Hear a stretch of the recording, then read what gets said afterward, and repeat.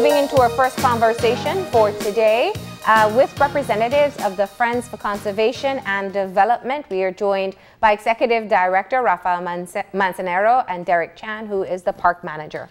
Good morning and welcome back. Good morning. Thank you. All right. So we appreciate you coming in this morning, and of course this is for us to have an extended conversation based on some of the tidbits that we saw in our newscast last night. And so if you didn't see our newscast, Hippolyta Novello went into the Chiquibul along with cameraman Daryl Miguel, and they documented the cattle ranches at the border site itself. And I want to start off there because, Raphael, you've been sounding the alarm about the establishment of cattle ranches from the discovery of the first to where we are now. Tell us what it was like to be able to go in and actually get the opportunity to document it the way they did. Well, it really has been a little bit, difficult for us really to bring the story home. So, of course, having the cameraman and your reporter inside of the Chiquibul and along the western border, it certainly gives it a different kind of a perspective, I think. Yeah. And we have always been indicating about this level of threats in the Chiquibul. Yeah. And over the years, also people have always wondered if in reality what we are seeing is actual, is factual, or to the extent in terms of the evidence that can be basically observed on the ground. So having the cameraman there and the journalist was important, but what you notice there is basically only a fragment of what is occurring all throughout the western border. We basically have been doing the aerial reconnaissance for quite some years now, and what we have noticed is really starting from Vaca, which is nearby the Benqueviejo area, by Arenal, and traveling way down to Jalacte. There are areas that are basically being used more and more for cattle ranching.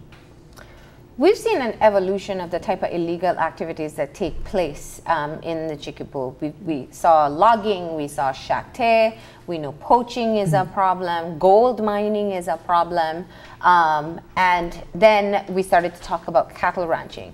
You've said repeatedly that cattle ranching is a very big concern for you. And I want you to explain why, because versus having physical persons come in, it's animals. Well, yes.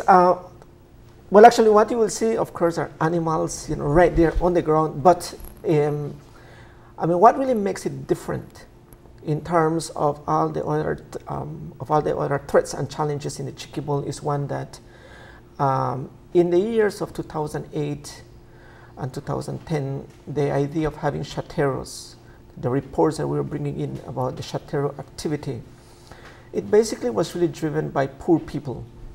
And these were people that really would carry a machete, and they would traverse through the jungles for the kilometers, up to 50, 80 kilometers under the jungle. And that has really been changing now. In fact, the chatero activity is no longer really a problem for us in the Chiquibul. We basically have reduced it up to 90%. So in other words, there's only about a 10% of an activity of what really was prevalent in the area. But cattle ranching has been taking over now over the last 5 to 6 years. And of course, we have been reporting this. The cattle ranching is one which is not really driven by poor people again. So that really changes for the first time in terms of what we are seeing on the ground. Also, what is really important to note is that it is no longer the Quechua or the indigenous people that are involved in this activity. Basically, we would refer to it as the Ladinos or Spanish guys who are more involved in terms of cattle ranching. And so that really changes the sort of the utilization of the land. We figure out, and we basically are concerned because we know that this is, at this moment in time, it is occurring within the 1 kilometer or the 1.5 kilometer from the western border. And that's why probably for many Belizeans and for the government of Belize, it's seen like, well, it's not really that spread out. It's right along the western border. But that has been moving and also moving more over the years, into the Belizean territory. And what we are really concerned about is that, basically understanding what has been happening in Guatemala. I mean, Guatemala has not been able to control cattle ranching as such in their own territory. And this has been going on for years and years. We can tag up to 60,000 heads of cattle in the Maya Biosphere Reserve today. And the governments have not been able to stop this. For those of us who know where the Maya Biosphere is that in Guatemala? Yes, the Maya Biosphere Reserve is actually in the Petén department. So, it is not really that far from us. Mm-hmm. And what they have been actually have been able to document over the years is one where, the numbers have been increasing and increasing and increasing. And yet, they have not been able to control it. And despite all the efforts of the military forces in Guatemala, despite the CONAP guys there, the police, so they have not been able to control it. Mm-hmm. So it has really reached to a point where, in reality, we all know, and they all know that cattle ranching is there. Now, cattle ranching is completely and directly connected also to the drugs, and that's why they call it the narco ganaderia. And so it is really connected directly in terms of the cattle and then drugs. How? And that is what we are also concerned about here in the perspective of how is it connected? It is basically one where the people who are involved in drugs are basically looking and having cattle ranching as only the front face of what really is happening. And of course, there's then the money laundering and all of this stuff really that accompanies those type of crimes. Okay. And so it is really connected into other kind of forces. And that's why for Guatemala, it has really been rather difficult to be able to control it. But what we are seeing now along the western border with us is a semblance and only the initial phase of what we perceive is something that really can transpire also within our territory. What is the extent of the problem? We stumbled upon one cattle ranch. Well, I guess you guys set out to go to that particular one. But what is the extent of the problem? The extent is, and Derric can explain a little bit more because he has been doing also the aerial reconnaissance. Mm-hmm. Okay. Well, currently, as you start flying from Arenal village, which is just south of Penque Viejo, on the border, until you reach, almost to, we fly over to Santa Rosa. Mm-hmm. Out of 100 kilometers, I would think that there is more than 50 kilometers of cattle ranching. Uh-huh. Now, from the air, it is difficult to say there is 20 or there is 30. Mm-hmm. What I could tell you is that, out of 100 kilometers, there is about 50 kilometers along the border that would go in up to 500 kilometers. In some cases, that's 500 to a kilometer inside of pasture. Mm-hmm. In some cases, we can see the fence and the pasture, which would be grass, right? Grass, mm-hmm. And we can identify it very clear. What is like a wamil and an abandoned field, mm-hmm. and a pasture that's improved pasture, right? So we need to do a ground truthing to say if it's, actually 10 or one big pasture. Yeah. Yeah. Right. So. Because they could be next to each other. Yeah, they're next to each other. Yeah, that's how farms are. If you're in Spanish lookout, you see one farm to the next. You fly in the air, it just looks like one big clearing. But there could be 10. So that is a problem, right? So you really have to go on the ground to count, who owns, how many owners are each of these places. What type of countermeasures do you employ once you get into an area where you find a cattle ranch? Because we know that you have a particular protocol if you encounter people who are gold mining or whatever activity they're doing in our territory. In practice, what we are supposed to be doing is to cut the fences, either remove the cattle, either the cattle is butchered on location, or either they are just released, into the jungle. And what I said was basically what we are supposed to be doing, but that has not really been occurring over the years. Why not? That's a good question. In fact, I recall some 3 years ago when I spoke with Ambassador Alexis Rosado, he basically posed the same question. He said, but is this occurring for the last 1 or 2 years? So why is it that we are still not really addressing this particular issue? I believe that, because it is right there so close to the western border. I mean, this is not really like the shutter activity way up to 10 to 20 kilometers. This is right there along the western border. I get the impression that the problem is really, trying, just to contain any particular confrontation that can occur within that area. Now, if we're trying to prevent it, and if we are not really addressing it as such, we're doing a bold action on the ground, then of course we are still going to have a bigger problem and a bigger confrontation at some stage. So the point is that we need really to hit on it. Yeah. It has been until the last couple of months that we have been asked now really to work along with the Ministry of National Security to develop a strategy on how to address this particular issue. Let me understand, Claire, you said we are supposed to cut the fences. You mean UFCD or the patrol, the military patrol on the ground? A joint patrol unit. A joint patrol unit. Yeah. And that hasn't been happening. We've just encountered them. Now, you use the example that perhaps it's not quite outside of the adjacency zone or not visibly so. Is that what you're saying? Well, it is moving beyond now the 1 kilometer. One of the images that was just up showed one of the cattle ranches starting a portion of it in Guatemala and actually coming over to Belize. Is that common? And one of them is just exactly on our border and extends directly in, so it's not even part of it. What's in my mind too is this whole idea that Kaunopa weak fence day. But that aside, I want to go back to the connection between the drug cartels and cattle ranching, because looking at some recent articles where just on May 17th there were some murders over there.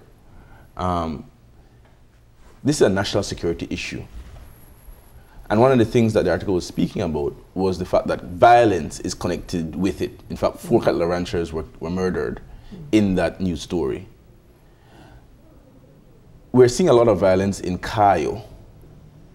Are you concerned that we're seeing people, an influx of people at the border too? Because explain to me what a cattle ranch is. It's just simply the cows? Cows, or do we see people? What is there? What is a cattle ranch?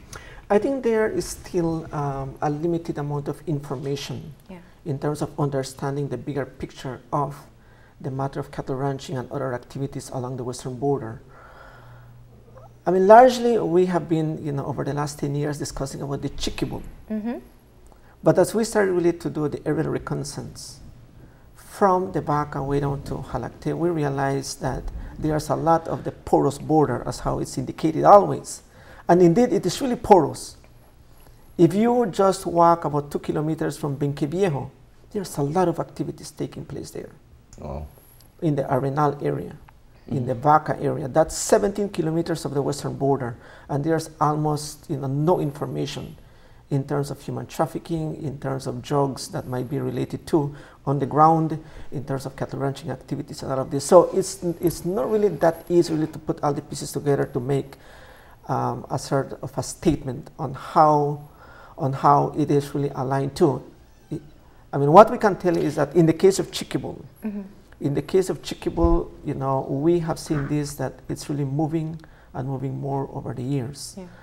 And this is really now passing through now the 1 kilometer of the western border. Do you see establishments? I mean, if you have a cattle ranch, someone has to go there and perhaps monitor. Derric, when you guys go out, are you seeing even just a shack, or are you seeing humans on the particular area where the cattle ranch is?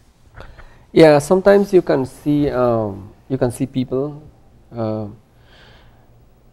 Most of the time, I think the owners, we don't know who the owners are, right? Because the owners, they have workers. So the people you find on the ground will be the workers. And most of the time, not even the workers we can see, we will only see the cattle. Or sometimes not even the cattle, because they're very tricky, right? They somehow probably know there's a patrol coming, or they could see the patrol, whatever.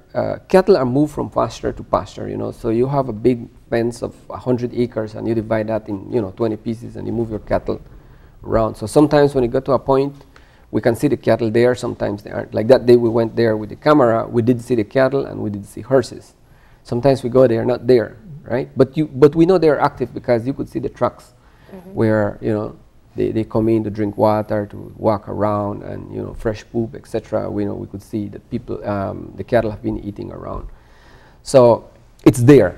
I mean, there's no question about that. It's cattle. It's growing. It's moving.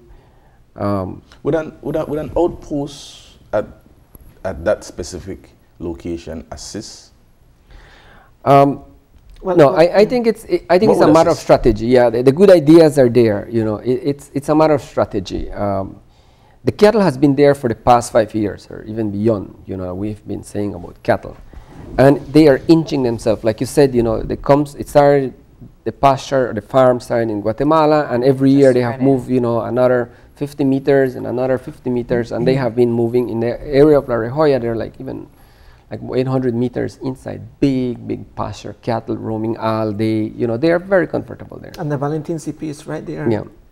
Close by. The command post, okay. Yeah. So, to me, the strategy is, you know, you go out, you patrol, you cut your fence. You know, you meet the people. People will complain. They either go complain in Guatemala to the authorities, or they complain to the CP, right? Either one of the other. That's how you start to document. But if you don't take action, it's as good as not doing a patrol. You know, if you want to control this thing, you have to go there and take action. And there's a border. The Guatemalans, and we know where the border is. They can tell you. Any Guatemalan you meet out there, they could tell you, here it is, because they know where it is. We have experienced that for years, for the past 10 years. Almost every person that we have detained along the border, they will tell you where that is. Right? They know they're entering. They know where they are. They know. It's just a thing of like, they're used to it, that, you know, nothing happens, you know. And it's a matter of abuse. They know that they can get away with. They know they can get away, you know. But there's one question that I have to ask, because when you tie, I mean, naturally, as a non-farmer, I do have to say this. Why would I put a cattle ranch in the middle of nowhere where there's it takes a lot of effort to get in, to get out? So there might be some other motives, even if we haven't found or confirmed that these cattle ranches are associated with any kind of narco-trafficking activities. The fact that it's in such a far-fetched area does leave one to question. But that triggers another thought. If we go about cutting fences, if we go about removing cattle, what does that do in terms of the security of the area? Okay, so let me see that picture that was there. I mean, let me put in a picture, before. where it shows. This one is that's 1989. The one for 2017, that one there. What seems far-fetched for you, it's a stone throw for them. They have roads that come right to the border. They have at least 10 roads that come right to the border. So let's be clear what people are looking at here. So pretty much where the pink color ends, that is. Or That's there's a line right before that. If that's you can, the border. I'm sure we can see it online. Yeah, that is the border, and we can see where the development. So and Guatemala is this in the pink. That's all farmland, and you could see that goes into Belize. And you see the difference between the greenery. So and it's a comparative. You know, in 1989 and 2017. So what we think that is far-fetched, they have roads. They can reach with a taxi there. Right, wow. So they can put in cattle every day and take out cattle and whatever, right? So they have populated the border with communities and commercial activity, and we haven't. Well, between 1989, there were less villages, I'm sure, and less infrastructure. Yes. But on the Belize side, we have no development whatsoever since 1989 to now in terms of because it's a national park. Well, and also that was also a national. It used to be a national. It is a national. On the other side is also a national park. It's a protected area. They have a nucleus area and they have a buffer area, and it's all protected. But they have not been able to control the reckless development, if you want to call it, because that's not even development. That's just.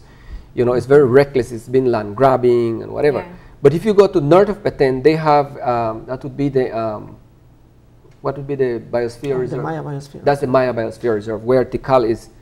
They have kept that intact because they have their laws. They have their protected areas. Because they're making money from it through the through the tourism, yeah. Yes, so they exactly. want to keep it. But on the south area, you know, they haven't been able to control that. In fact, to me, it's like it's encouraged, you know, for people to go in there, right? So I see comments, you know, people. So what is the impact? You know, if you look at impacts in our country, I mean, if we talk about impact or if we talk about development, different parts of the country there's development. The north, Orange Walk, you go Spanish Lookout South, where we have our citrus or whatever.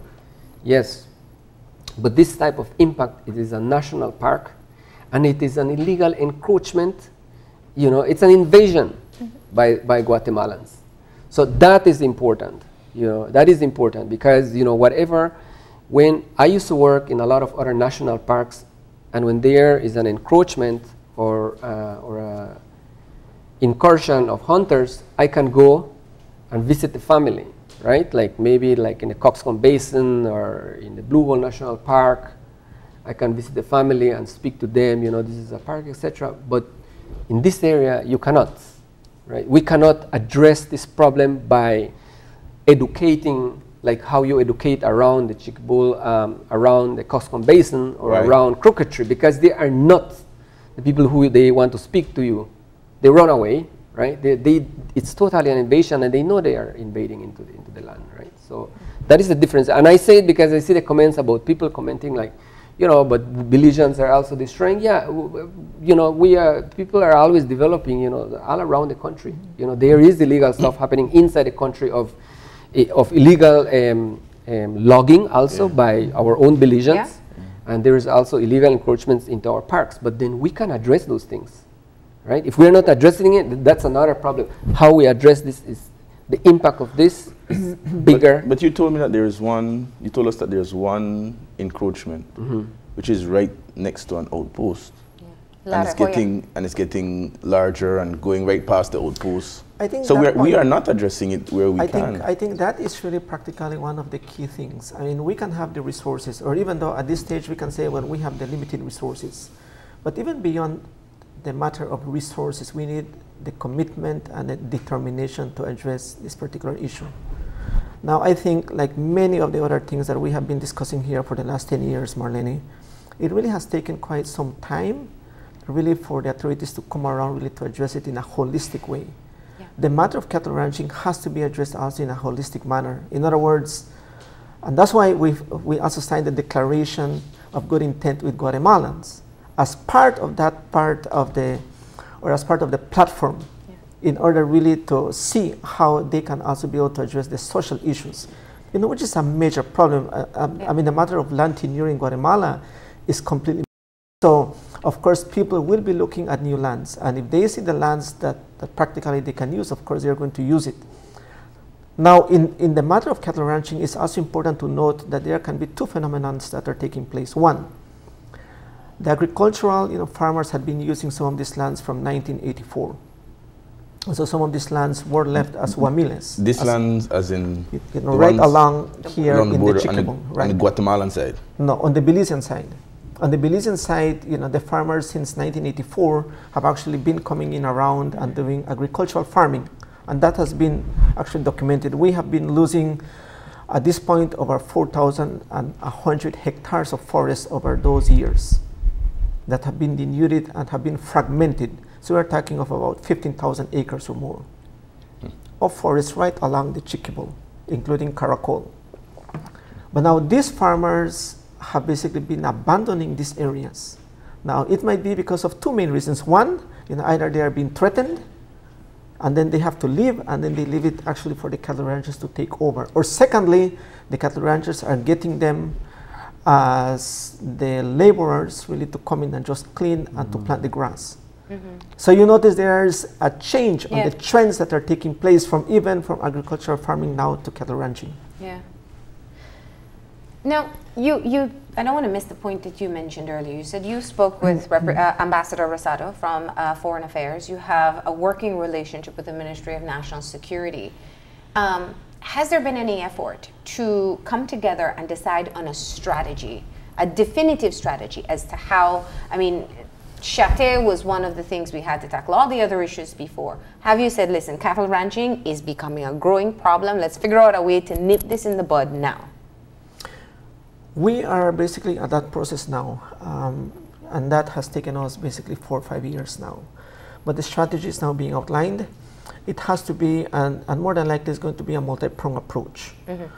It is not simple. I think, you know, if you would just think that you have cattle, you just go in and kill them, and it's really not really that that's easy. what people have been saying. Just take the cattle and bring them in. Even bringing a horse from that forest. I mean, people. I mean, the animals. You know, they want to go home. You know, they don't really want to. It's really, really difficult just to push an animal under that jungle. Yeah. It will take a lot of resources. And then Baja has to come in really to certify them and do the quarantine and all of these things, you know. So it's really a lot of other things that are accompanying this thing.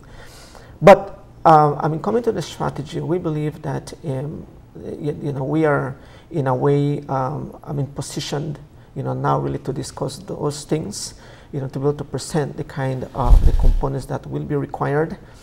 And we trust that the will and the determination will be there, because that's what it's going to take, you know, to go there and be able just to do what we have to do. Now, I want to be clear on something, because I think Kevin pointed it out based on what you said, which is there are outposts that have been established. The last time, unfortunately, we spurred into action to offer more resources in the Chiquibul and build more command posts was when we saw the murder at Caracol. And so we saw Valentin built, Caballo and Cebada. So we saw new outposts. But what are we really talking about here? Are we just talking about buildings that patrol groups have to rest in between their journey along the border, or stationed personnel at these outposts? The idea of the conservation posts have always been, you know, to put them on the hotspot areas. Yes. And from there, then you can respond immediately in terms of addressing, in terms of monitoring, in terms of conducting the enforcement program. The joint protocol that was signed on December of last year, it basically stipulates now the roles of each one of us, inclusive of the Belize Defense Force, the police, the forestry department, and us. So in reality, all those components are there now really to make it as efficient as possible. The matter of CPs has been one that, you know, we believe that it really can be more impact oriented. But once again, it's the will and the determination really to do the hard work. It's not easy, you know, but we have to do it. Problem is your response to the question, which was, are people there? Are people there, or is it an empty post that just when patrols are passing through, somebody stops in? No, there are people 24 hours all throughout the year. Okay. And it's inclusive of the 4 institutions. Yeah, that's. You know, you spoke of moving the animals, and then I hear your response, because I know when the story ran, that was part of what people are saying. You know, just take the cows out and cut down the fences. And you keep on saying that it's not as simple as that. Explain to me, you know, because we're talking about what's happening on the ground. But there's also the diplomacy that's involved here. The adjacency zone is a part of, established as a part of the confidence building measures. How much does that affect your ability to be able to immediately address what you encounter in the Chiquibul? It always has been an issue. It always has been, you know, particularly the 1 kilometer is highly sensitive. Yeah. And that's why cattle ranching has been also one of those things that you know, we do not really have a firm grasp on how to address it. It's, you know, any of those particular incidents that have occurred over the years have basically been more around those particular zones. So it's really highly sensitive, I would say. I think, I mean, all of us, you know, can understand that any single inch, you know, once we can verify it and validate it, that is within Belizean territory, yes, we can uphold the law. I mean, no question about that. Yeah. But whenever it happens, not FCD, but the joint patrol with the joint patrol, yes, national security. With the BDF, with the police, us, and forestry. Yeah. So it can be done, but we need to validate it, and that's where it kicks in. Who validates? So explain. I mean, let's say we're out on patrol. We encounter this cattle ranch. You have your GPS, I imagine, right? So you're calculating the 1 kilometer line to ensure either it's outside of the adjacency zone or in the adjacency zone. What's the next step? I mean, technically, if it is within the 1 kilometer, we should be able to report it. And that report should be going, in our case, it will go to the Ministry of Forestry in this case. Okay. The Ministry of Forestry either would refer it through to the Ministry of Foreign Affairs. Foreign Affairs would transfer it to the OAS for a validation. And that validation should take about 7 days to be able to go in and verify. But it sounds like 7 days they can do it in one, but it does not really happen like that neither. I can tell you that OAS probably have a whole accumulation of verification visits that they still would require to do. So it takes quite some time, and by the time we come around this, it's either it's beyond the adjacency zone, or it's left there in terms of a report. So somebody has to be also pursuing this report. So your hands are tied. You can't do anything, even though it's beyond Belize's border, but it's in the adjacency zone. And because of the agreement we have in the confidence building measure, OAS has to validate. They're overwhelmed, you're saying, in being able to do so. So you can't do anything unless it comes outside of the 1 kilometer. If it's outside of the 1 kilometer, it's much more easier. So in reality, I mean, some of the regulations have been changing also. Okay. So we might hear sometimes that the BDF might say, well, 500 meters is okay, or 100 meters is okay, really, to address the matter, either to destroy the hut, to be able to remove the fence or whatsoever. But it has been changing, but there's not really a solid, sort of a rule. And what we are saying is that, it should be almost automatic. We know if we can verify that it's 20 meters or 10 meters inside of Belize, then of course we should be able to address it. But because of the sensitivity of these issues, you have a protocol. Is it that a validation, normally might be required. So you were going to say something, Derric? I keep listening about the validation and that stuff. The confidence building measures are clear. Right? It takes 7 days. Most of these places have been verified, and GPSs are very accurate now. There's no question about that. We shouldn't be saying, verify or calibrate. I don't know. Maybe when the OAS designed this thing here, they thought they would know what a GPS is. Maybe, I don't know. But I tell you, we have knowledge. The technology is so accurate now. I tell you, we are 1 meter inside Belize. You could go and measure that. I mean, I could probably put my head on the block. I will tell you where we are.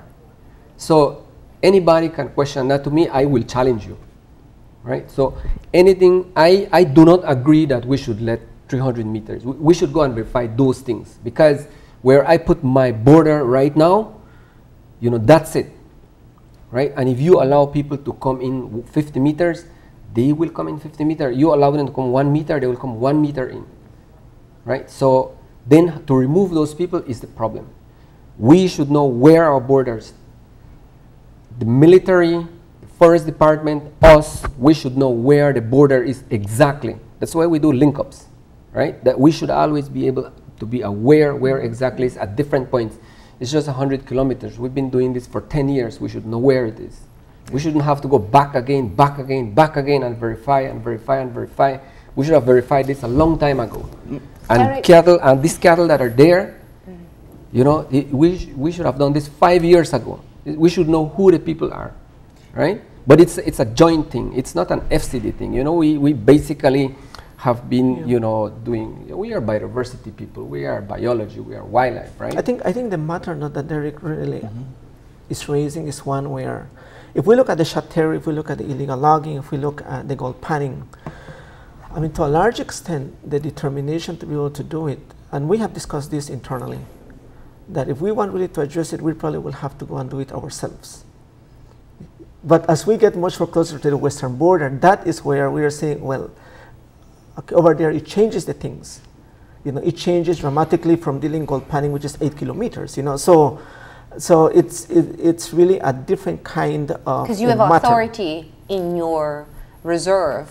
But when you get into the adjacency zone, it becomes a different matter. It becomes a matter that is more sensitive. I would say that it really warrants for more, sort of institutional involvement, because of the, once again, if something really goes wrong, you know, then it creates, and we have seen it explodes into an international. And that's my issue. Why what Derric is saying to me hits home to me in terms of being very clear and nipping it, being almost more proactive proactive in what you're doing. Because the difference between gold panning and the difference between chatero farming and poaching is that the persons who are doing it know that this is not their property in terms of what they're taking. Where they're taking it from, they might pretend that they're stupid and think that they're still in Guatemala. As you have said very clearly, they know different.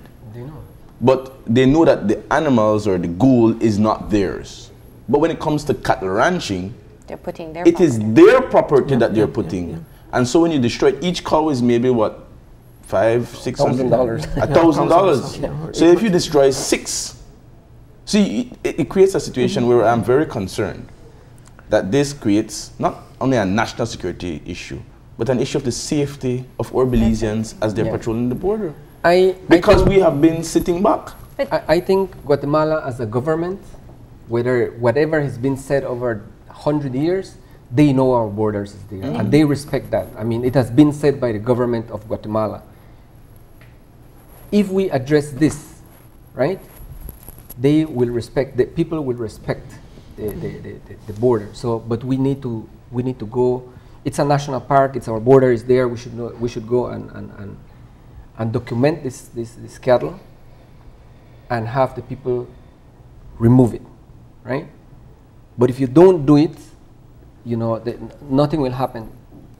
So what's the capacity of your counterparts? Because you work very closely, and that's one of the things I wanted to get out, because I know FCD works closely with the environmental agencies in Petan. So we do have a shared interest in terms of them wanting to stop the activity in their own areas, and by extension in Chiquibul, the environmental agencies, that is. What is their extent of capacity to be able to take care? Because it starts, if the cattle ranches are starting in the Guatemalan side, why don't these people that you work so closely with also intervene? Well, the capacity on the southern part of Petan, you know, which is right along with our western border.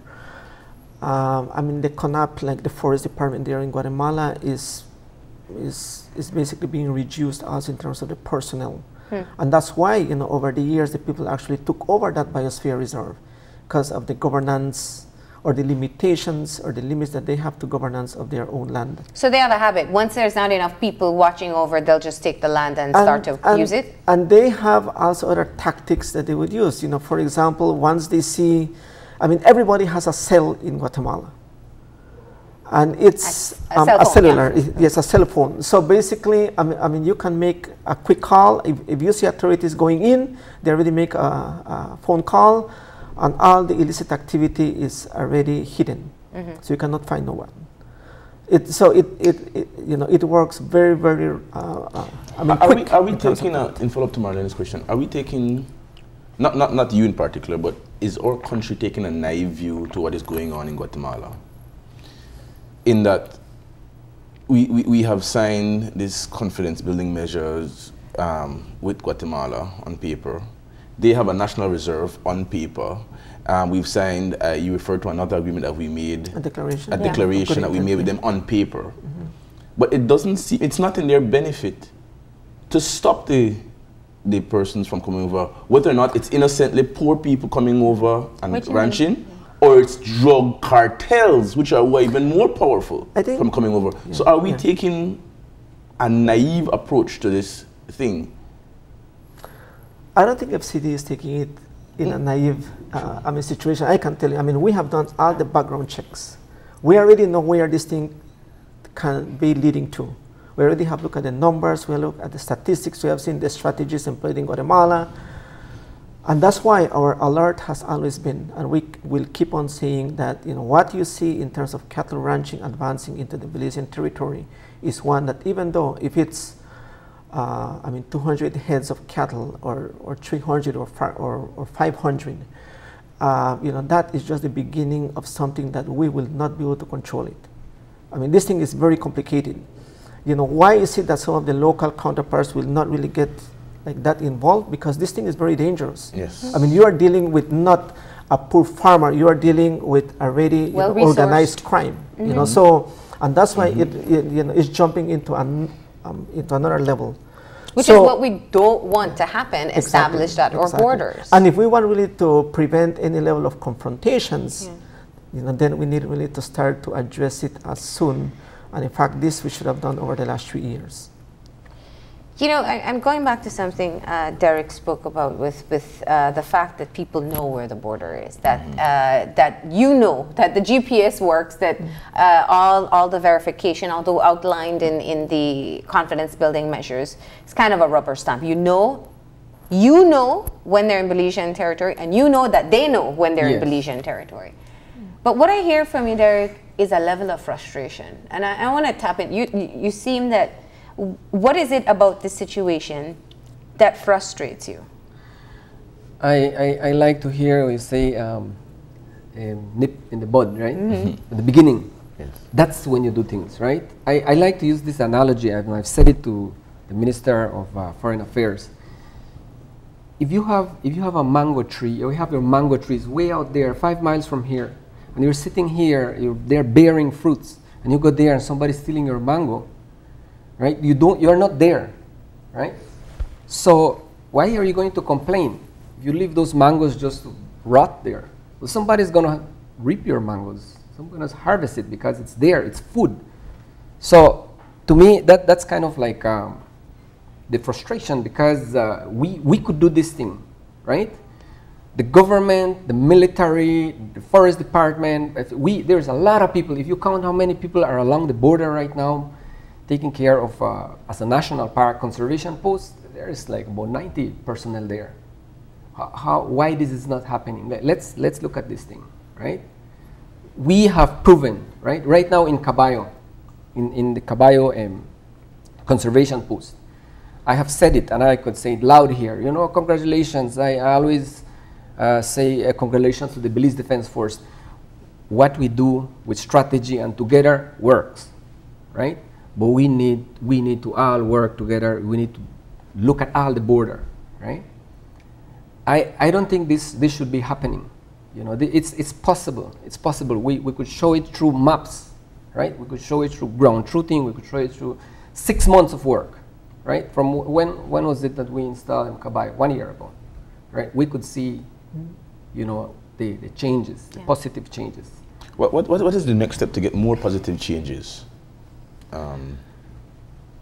You seem to have a very clear vision of how it can be done. What will it take? Yes.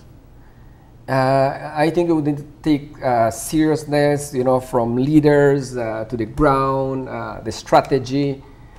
I don't know. We need to sit and plan this thing, you know. For example, I just don't agree that, you know, we should leave anything within 300 meters, you know, we'll just monitor. I mean, I've been hearing monitoring, we just go monitor. By the time you go back again, they put another milpa, and we're going to monitor the other one. We're going to keep monitoring how they keep taking in another kilometer of all our border. Until they get to the swing bridge. Until they reach the swing bridge, you know, we're just monitoring. Nice, you know, it's coming. Well, yeah. Okay. Well, I think the application of the law is highly important. I mean, our laws, in a way, have improved in terms of environmental crimes. Any person who is captured can end up, you know, being in the prison here in Belize for 2 years, or $20,000 Belize. That is 67,000 quetzales. Now, of course, there will be some arguments saying, well, how many Guatemalans do you want really to put in jail? Yeah. But we have to do it if that is what is required to really address this matter. Now, a lot of our Guatemalan counterparts would also say, though, that if you arrest and detain the poor people who are basically that you capture in the fields, then you know, I mean, you are still not really addressing the stem of the problem. So once again, I think that's why for us the counterparting with Guatemalans is highly important to us. I mean, we have always said it that Belize cannot really resolve this problem alone. We do require also the assistance of the Guatemalans. I mean, regardless of all the naive that you were talking about, right, in terms of if it really can work or not. But the point is that with these things, we just simply cannot really be able to address it. Let me just ask one question here, because I want to know very clearly. This is about conservation, environment, very near and dear to us. We pride ourselves on the environmental policies and areas that we have. We're also equally concerned about what takes place at the Belize-Guatemala border. But there's one issue I want to ask about specifically. We know all the challenges that resulted from the shooting of the 13-year-old Julio Alvarado, the Guatemala miner. We know the intense investigation that followed. We know that it was finally ruled that Belizean military did not fire the shots and that there was some aggression from the other side. I put all that into perspective. The diplomatic, I don't even call it a ripple, it was a tidal wave that came out from that one incident. Has it had any impact on how you and your joint patrol now function? In other words, are you more cautious or asked to be more cautious or more patient or monitor more instead of taking action? I think us as one, yes, and I'm pretty sure that all the other institutions also were able to understand that we have to be much more organized, we have to be much more coordinated, we need really to have much more flow of communications in terms of addressing these things. I think that since that incident that took place, certainly the government, and I can fully understand also how to really contain these matters. I fully can appreciate that, because this thing really can blow out really just in a moment. So, but I think that once we are able to develop the strategies, the multi-pronged approach, certainly we can address it. It is not really a good answer just to say, like what Derric was noting, only of monitoring. We have been monitoring this for quite some, I would say, 4 years. Also, it's important is that it is not only in the Chiquibul in terms of cattle ranching. Yeah. We are looking, at least we have been monitoring over 90 kilometers of the western border. So that is really another major issue, where it might be, we don't know. So when you say not just Chiquibul, where are you talking about? What are the other areas that you're seeing cattle ranching? We're basically looking at north and south of Chiquibul, so into the Vaca area. So Vaca into... And then way down to Columbia River. Away from El Pilar, you go in El Pilar, way down to... Can I just be clear? The cattle ranching also takes place in Mexico as well, the Mexico-Guatemala border, right? They're trying to battle that too, just to be clear, yeah. The concern, because I hear, it has to be, I agree, it has to be a multi-pronged approach in terms of all the agencies on our side. It seems to me that you're also hoping that the counterparts, the Guatemalans, will somehow rise to the occasion as well.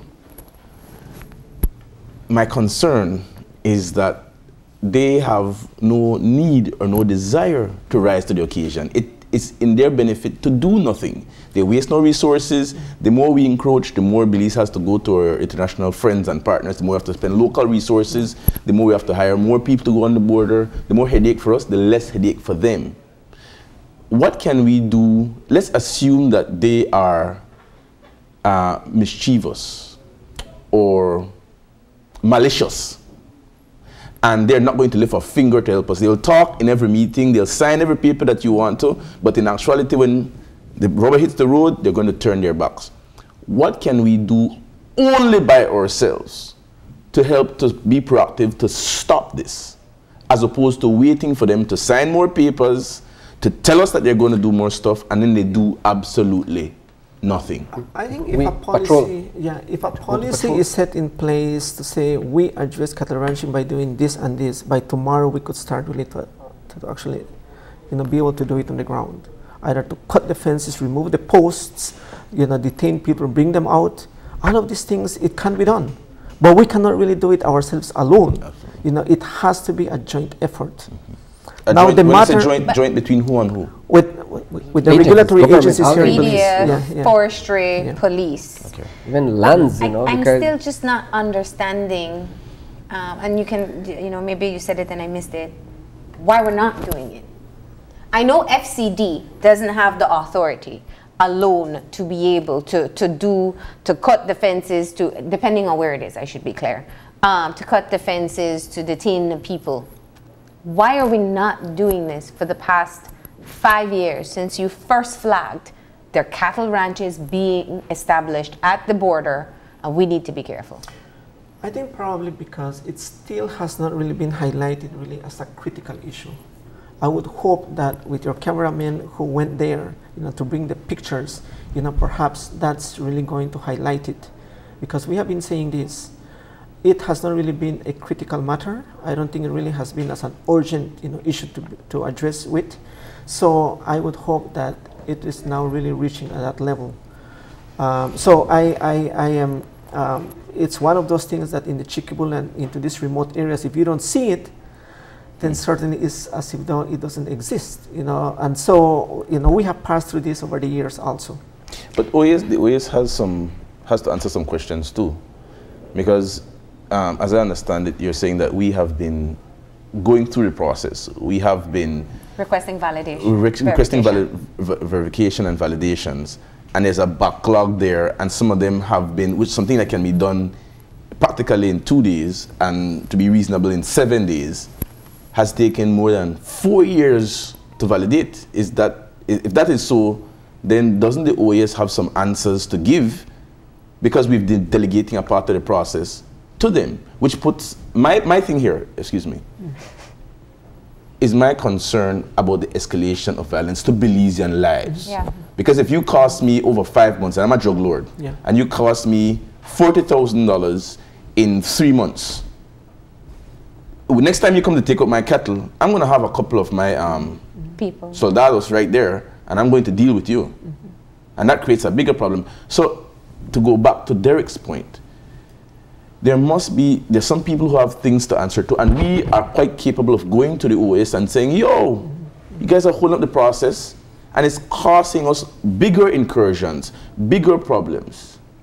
And I think it's unfair to the FCD to be taking on something as probably one of the fringe stakeholders when bigger people have a stake in it. Don't you feel it's unfair that you're taking the bulk of this thing? Well, I think we have been accustomed also of that unfairness, right?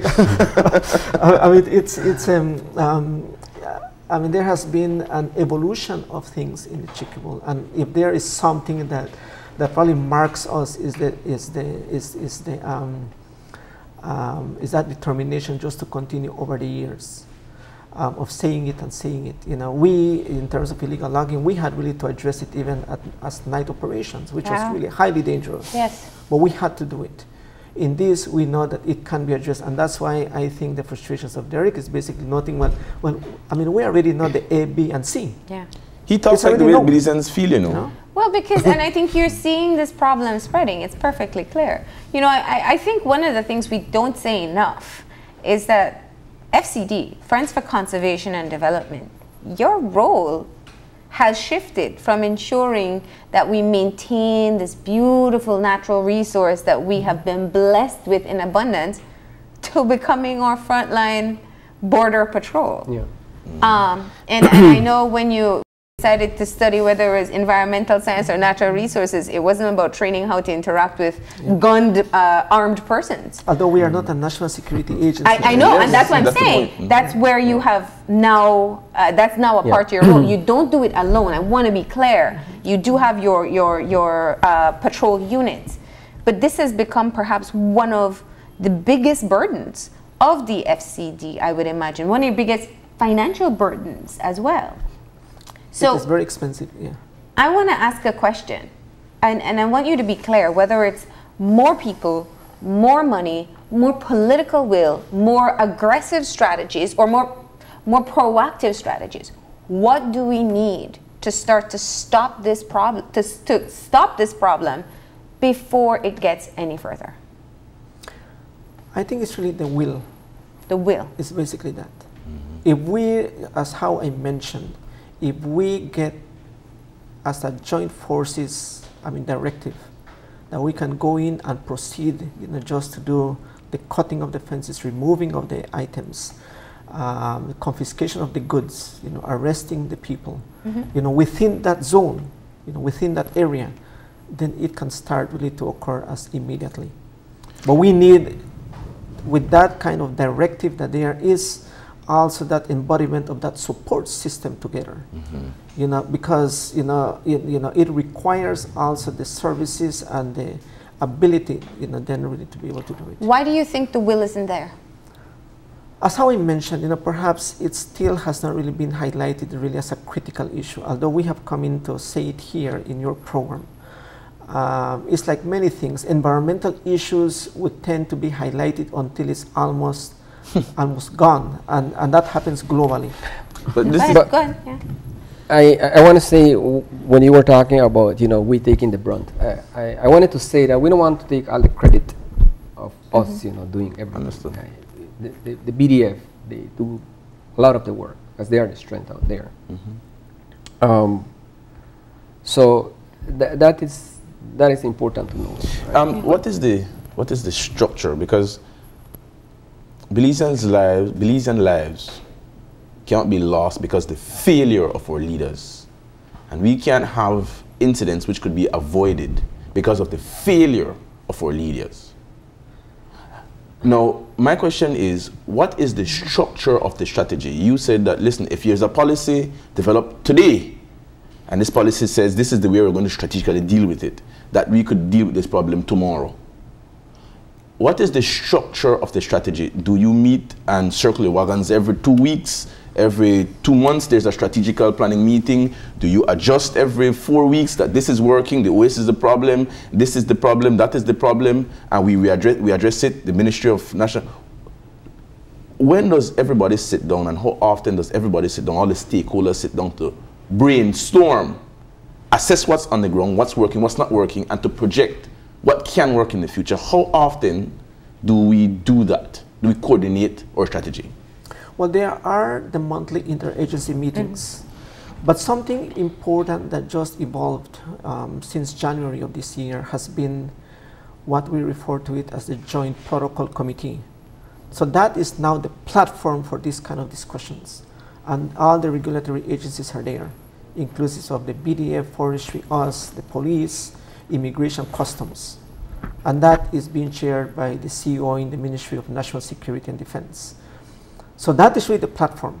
And has it been effective? Well, it just started in January, so it's expected that it should be a quarterly meeting, platform. But the point of the stages is basically the monitoring. Yes, in other words, how are we doing over a time period? If we start, okay, let's say in the northern part in Vaca area, which is probably the easier one really to handle. Then we should be able to progress and see how it is going. But it cannot just be only a one, action. It has to be an ongoing one. Well, because history tells us once you start to crack down in one area, they move to another area with less patrols taking place. Gentlemen, we're out of time. I just have one final question to ask you. Yesterday, Belizeans were supposed to go to the poll to vote on whether or not to take this issue to the ICJ. I want to give you the opportunity to explain to me what you feel can change if this case is taken to the ICJ and the borders are established. What do you think are reconfirmed, I should say? Well, at least I would expect that all of those protocols that we were talking about in terms of the OAS, then we will not really need to have that. I would hope also that in terms of the ability for us really to function, much more without really having that kind of atmosphere of a black cloud over us. I think at least it will be able to clear it off. But do you think it will stop? No. All the borders are porous, so in reality, we still have to be there. The idea of the CPs is basically that strategy. The idea of the CPs are already having the people on the ground to be able to do the work as required on the gateway. And the gateway is right along that western border. So I think that in reality, the kind of the presence, the kind of the institution really to be able to do it is already there. So what I hear from you is you're saying, with a confirmed border, Derric encounters something 10 meters in, you don't have to wait on anyone to act? No, we could put signs.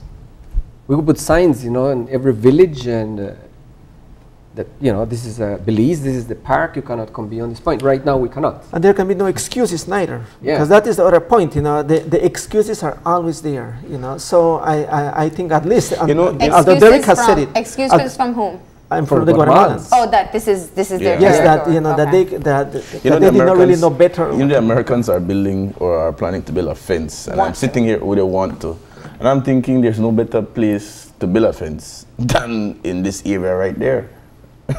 No, I think we need to build confidence, you know. I think if we would have a defined border, you know, I mean, if you are, it's just like, if you look here in the city maybe, or in some areas, you know, where there is no fence between my land and your land, and we can stand right there, we know where our border is, and we are very good friends, right? That's what we cannot make here, because we do not have it, you know, confirmed. And so the idea Guatemalans do not accept it. and so the idea of a wall is better to build a bridge, and that's what I think is really our view.